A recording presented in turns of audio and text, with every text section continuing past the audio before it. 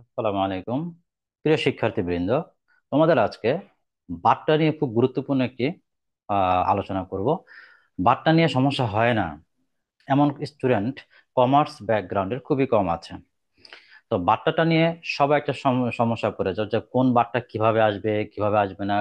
তো বাট্টাকে আমরা সাধারণত তিন ভাগে ভাগ করে থাকি: একটা নগদ বাট্টা, একটা কারবারি বাট্টা, আর একটা পরিমাণগত বাট্টা। আসলে পরিমাণগত বাট্টা নিয়ে এখন আলোচনা নেই, আমাদের মূল আলোচনা অঙ্কের ক্ষেত্রে প্রভাব পড়ে যেটা, সেটা হচ্ছে কারবারি বাট্টা আর নগদ বাট্টা। তো কারবারি বাট্টা এবং নগদ বাট্টা ভালো করে কনসেপ্টটা ক্লিয়ার রাখো।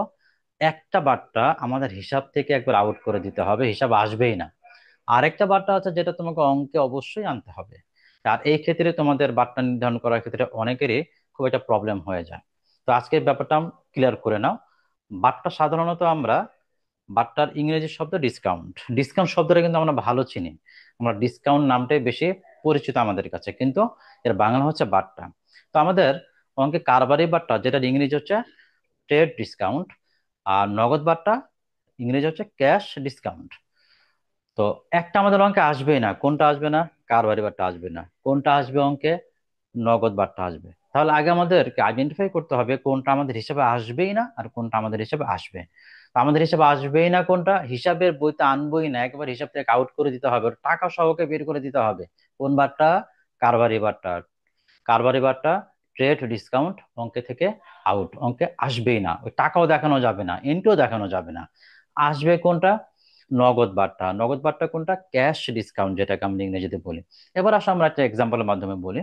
আমরা বুঝবো কিভাবে যে কোনটা কারবারি বাট্টা কোনটা নগদ বাট্টা? একবার সিম্পল বিষয়, সাধারণ ভাবে বোঝো, একবার সিম্পল ভাবে বোঝো। সেটা হচ্ছে পণ্য ক্রয় এবং বিক্রয়ের সাথে যে বাট্টা সম্পর্ক থাকে সেটা কারবারি বাট্টা। আর এই কারবারি বাট্টা অঙ্কে আসবেই না। কোন বাট্টা?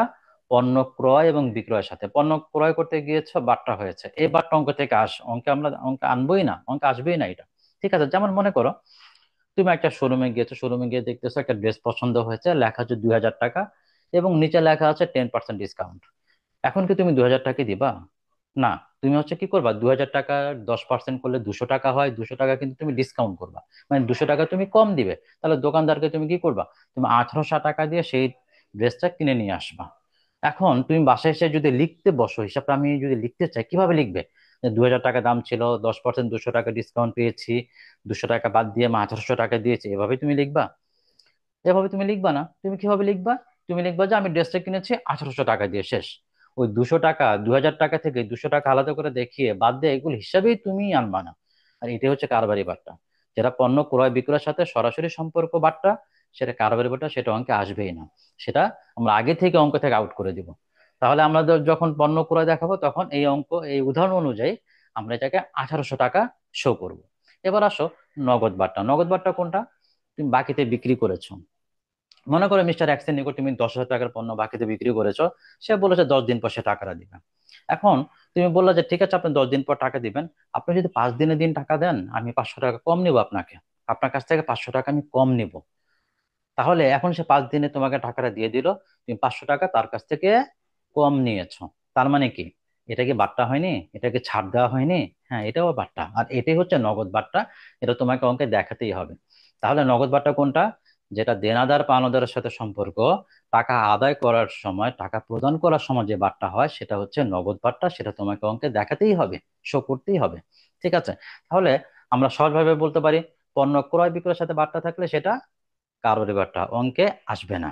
যেটা দেনাদার পাওনাদারের নিষ্পত্তির সময়, দেনাদার পাওনাদারের সাথে দেনা পাওনার নিষ্পত্তির সময় যে বাট্টাটা আসে সেটা হচ্ছে নগদ বাট্টা, ক্যাশ ডিসকাউন্ট, সেটা আমাদের অঙ্কে দেখাতে হবে। যখন যদি আমি টাকা পাই, দেনাদারের কাছ থেকে যদি আমি টাকা পাই, তাহলে জাবেদা হবে ক্যাশ ডেবিট, ডিসকাউন্ট ডেবিট এবং অ্যাকাউন্ট রিসিভেবল ক্রেডিট। অর্থাৎ নগদান ডেবিট, প্রদত্ত বাট্টা ডেবিট, আর দেনাদার ক্রেডিট। জাবেদার ক্ষেত্রে একটা ব্যাপার খেয়াল রাখবে, বাট্টা কিন্তু সবসময় নগদের সাথে যাবে। নগদ যেদিকে যায় বাট্টা সেদিকে যাবে।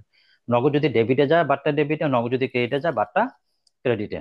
এটা মনে রাখতে পারলে তোমার বাট্টাটা সহজ হবে। তাহলে কোন বাট্টা হিসাবে আসবে? নগদ বাট্টা। এখন নগদ বাট্টা ডেবিটও হতে পারে, ক্রেডিটও হতে পারে। কি করব? নগদ যেদিকে যাবে বাট্টা সেদিকে যাবে। যেমন আমি যদি দেনাদারের কাছ থেকে টাকা পাই, তাহলে নগদান ডেবিট, ক্যাশ ডেবিট, তাহলে বাট্টাও ডেবিট হবে। তাহলে নগদান ডেবিট, বাট্টা ডেবিট। কার কাছ থেকে টাকা পেয়েছি? দেনাদার, দেনাদার ক্রেডিট।